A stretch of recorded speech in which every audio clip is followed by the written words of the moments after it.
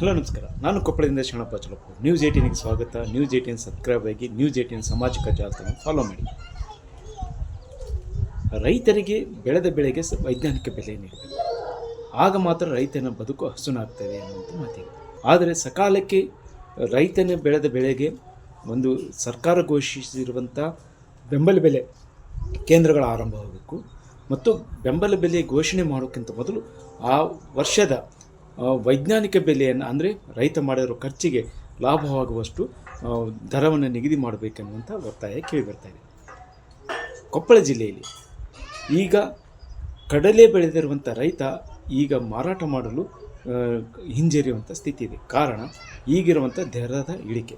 ಕೊಪ್ಪಳ ಜಿಲ್ಲೆಯಲ್ಲಿ ಒಟ್ಟು 1,09,000 ಹೆಕ್ಟೇರ್ ಪ್ರದೇಶದಲ್ಲಿ ಇಲ್ಲಿ ಕಡಲೆಯನ್ನು ರೈತ ಬಿತ್ತನೆ ಮಾಡಿದ್ದಾನೆ. ಪ್ರತಿ ಹೆಕ್ಟೇರಿಗೆ ಸರಿಸುಮಾರು 13 ಕ್ವಿಂಟಾಲ್ನಷ್ಟು ಕಡಲೆ ಇಳುವರಿ ಬರ್ತಾಯಿದೆ. ಇದು ಸರಾಸರಿ ಬರುತ್ತಾ ಇರುವಂಥ ಕಡಲೆಗೆ ಈಗ ಸರ್ಕಾರ ಘೋಷಿಸಿರುವುದು ಪ್ರತಿ ಕ್ವಿಂಟಾಲಿಗೆ ಬೆಂಬಲ ಬೆಲೆಯಲ್ಲಿ 5,875 ರೂಪಾಯಿ. ಅದು ಉತ್ತಮ ತಳಿಯ ಕಡಲೆಗೆ ದರವನ್ನು ನಿಗದಿ ಮಾಡ್ತಾರೆ. ಈ ಲೆಕ್ಕವನ್ನೇ ನೋಡಿಕೊಂಡಾಗ ಇದು ತೀರಾ ಕಡಿಮೆ ಆಗ್ತಾ ಇದೆ. ಈಗ ಮಾಡಿರೋ ಈ ವರ್ಷ ಅಧಿಕ ಮಳೆಯಾಗಿರುವಂಥ ಕಾರಣಕ್ಕಾಗಿ ಮತ್ತು ಬೆಳೆ ಸರಿಯಾದ ಬಾರದೇ ಕಾರಣಕ್ಕಾಗಿ ಈ ವರ್ಷ ಇಳುವರಿಯೂ ಕಡಿಮೆ ಆಗಿದೆ. ಅದರ ಜೊತೆಗೆ ಇಲ್ಲಿ ಔಷಧ ಮತ್ತು ಕೂಲಿ ಆಳ ಹೆಚ್ಚಾಗಿರುವಂಥ ಕಾರಣಕ್ಕಾಗಿ ಇಲ್ಲಿ ದರ ಹೆಚ್ಚಾಗಬೇಕಾಗಿತ್ತು. ಸರಿಸುಮಾರು 7,300 ರೂಪಾಯಿ ಅಷ್ಟಾದರೂ ದರ ನಿಗದಿಯಾಗಬೇಕನ್ನೋದು ರೈತರ ಒತ್ತಾಯವಾಗಿದೆ. ಈ ಮಧ್ಯೆ ಇನ್ನೊಂದು ಇಲ್ಲಿ ರೈತರು ಕೇಳ್ತಾ ಇರುವಂಥ ಒತ್ತಡ ಏನಂದರೆ, ಸರ್ಕಾರ ಈಗಾಗಲೇ ಕೊಪ್ಪಳ ಜಿಲ್ಲೆಯಲ್ಲಿ ಅಲ್ಲಲ್ಲಿ ಖರೀದಿ ಕೇಂದ್ರಗಳಿಗೆ ಈಗಾಗಲೇ ಅಧಿಸೂಚನೆಯನ್ನು ಹೊರಡಿಸಿದೆ. ಮತ್ತು ಸರ್ಕಾರ ಈ ಹಿಂದೆ ಹೊರಡಿಸಿದ್ದು ಫೆಬ್ರವರಿ 29ರಿಂದ ಏಪ್ರಿಲ್ 28ರವರೆಗೂ ನೋಂದಣಿ ಮತ್ತು ಖರೀದಿ ಕೇಂದ್ರ ಮಾಡ್ತೀವಿ ಅಂತ ಒಂದು ಸೂಚನೆ ಹೊರಡಿಸಿದ್ದಾರೆ. ಆದರೆ ಇಲ್ಲಿವರೆಗೂ ಕೊಪ್ಪಳ ಜಿಲ್ಲೆಯಲ್ಲಿ ಖರೀದಿ ಕೇಂದ್ರ ಆರಂಭವಾಗಿಲ್ಲ. ಆದರೆ ಈಗ ನೋಂದಣಿ ಕ್ರಿಯೆ ಆರಂಭವಾಗಿದೆ. ರೈತ ತನ್ನ ಬೆಳೆಯನ್ನು ಆಧರಿಸಿ ಇಲ್ಲಿ ನೋಂದಣಿ ಮಾಡಿಕೊಂಡು ರೈತ ಮಾರಾಟ ಮಾಡಬೇಕು. ಆದರೆ ಈಗ ಮಾರುಕಟ್ಟೆಯಲ್ಲಿ ಈಗಾಗಲೇ ದರ ತೀರಾ ಇಳಿಕೆಯಾಗಿದೆ. ಸರಿಸುಮಾರು ಈಗ ಅದರಲ್ಲಿ ಹೆಚ್ಚು ಕಡಲೆ ಬರೋದು ಕುಕನೂರು APMCಗೆ. ಅಲ್ಲಿ 5,575 ರೂಪಾಯಿದಷ್ಟು ಸರಾಸರಿ, ಅಂದರೆ ಮಾದರಿ ದರ ಆಗ್ತಾಯಿದೆ. ಕಳೆದ ವರ್ಷ ಒಟ್ಟು 1,22,024 ಕ್ವಿಂಟಾಲ್ನಷ್ಟು ಕಡಲೆ ಮಾರುಕಟ್ಟೆಗೆ ಬಂದಿತ್ತು. ಈಗಾಗಲೇ ಮಾರುಕಟ್ಟೆಗೆ ದರ ರೈತ ಕಟಾವು ಮಾಡಿಕೊಂಡು ಬೆಳೆಯನ್ನು ಮಾರುಕಟ್ಟೆಗೆ ತರ್ತಾನೆ. ಆದರೆ ಈಗ ದರ ಇಳಿಕೆಯಾಗಿದೆ.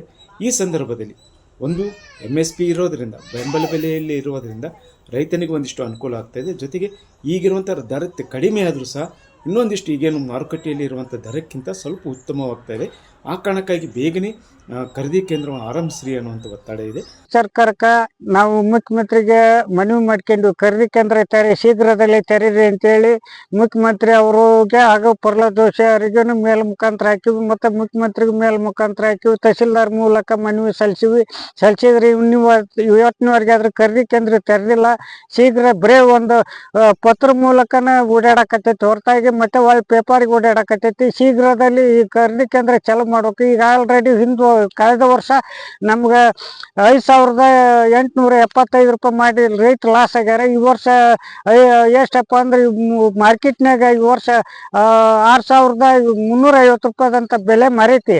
ಮಾರ್ಕೆಟ್ನಾಗ ಏನು ಬೆಲೆ ಇತ್ತು ಅದಕ್ಕಿಂತ 7,000 ಹೆಚ್ಚಾಕಿ 7,350 ರೂಪಾಯಿದಂತಾಗ ಮಾಡಿ ನಮ್ಗೆ ರೈತರಿಂದ 50 ಕ್ವಿಂಟಲ್ ಖರೀದಿಸಬೇಕಂದು ನಾನು ಕೇಳ್ಕೊಂತ. ಯಾಕೆ ಒಂದು ಎಕರೆಗೆ 30,000 ರಿಂದ 40,000 ರೂಪಾಯಿ ಬಂದೈತಿ.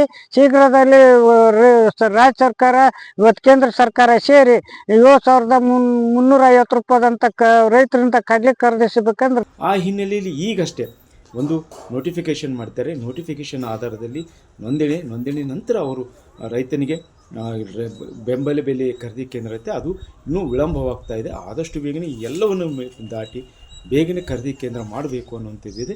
ರೈತ ಮಾಡಿರುವಂಥ ಬೆಳೆಗೆ ಖರ್ಚಿಗೆ ಸರಿದೂಗುವಷ್ಟಾದರೂ ದರ ನಿಗದಿ ಮಾಡಬೇಕು ಅನ್ನುವಂಥ ಒತ್ತಡ ಇದೆ. ಆ ನಿಟ್ಟಿನಲ್ಲಿ ಸರ್ಕಾರ ಮುಂದಿನ ಈಗಾಗಲೇ ಮೆಕ್ಕೆಜೋಳಕ್ಕೆ FDPS ಅಂತ ಅಂದರೆ ಡಿಫ್ರೆನ್ಸ್ ಅಮೌಂಟ್ ಕೊಡ್ತಾರೆ, ಅದೇ ರೀತಿ ಕಡಲೆ ಬೆಳೆದಿರುವಂಥ ರೈತರಿಗೂ ಒಂದಿಷ್ಟು ಕೊಡಬೇಕು ಅನ್ನೋಂಥ ಒತ್ತಾಯ ಕೇಳಿ ಬರ್ತದೆ. ಈ ನಿಟ್ಟಿನಲ್ಲಿ ಸರ್ಕಾರ ಮನಸ್ಸು ಮಾಡಿ ರೈತನಿಗೆ ಒಂದು ವೈಜ್ಞಾನಿಕ ಬೆಲೆ ಕೊಡುತ್ತಾ ಅನ್ನೋದನ್ನು ಕಾದು ನೋಡಬೇಕಾಗಿದೆ. ನಿರ್ಭೀತ, ನಿಷ್ಪಕ್ಷಪಾತ, ವಿಶ್ವಾಸಾರ್ಹ ಸುದ್ದಿಗಳಿಗೆ ಮತ್ತೊಂದು ಹೆಸರಾಗಿರುವಂತ News18 ಕನ್ನಡ ಈಗ ಆಪ್ನಲ್ಲೂ ಲಭ್ಯವಿದೆ. ದಯವಿಟ್ಟು ಇಲ್ಲಿರುವಂತ QR ಕೋಡ್ ಸ್ಕ್ಯಾನ್ ಮಾಡಿಕೊಂಡು ಆಪ್ ಡೌನ್ಲೋಡ್ ಮಾಡೋದಕ್ಕೆ ಮರಿಬೇಡಿ. ನಿಮ್ಮ ಬೆಂಬಲ ಹೀಗೆ ಸದಾ ನಮ್ಮೊಂದಿಗಿರಲಿ. ಧನ್ಯವಾದ.